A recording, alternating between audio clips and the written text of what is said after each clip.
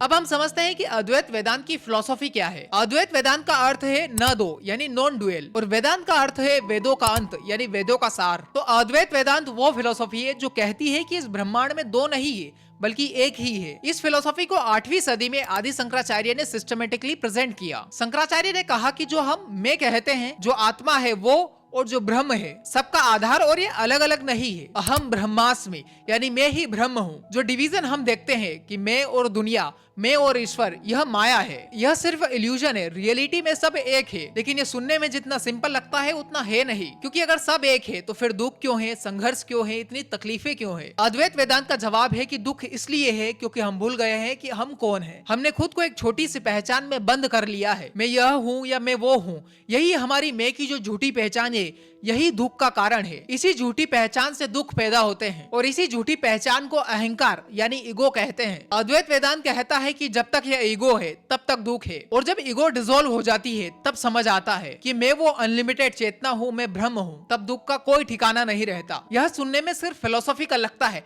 लेकिन इसके practical implication भी बहुत गहरे हैं।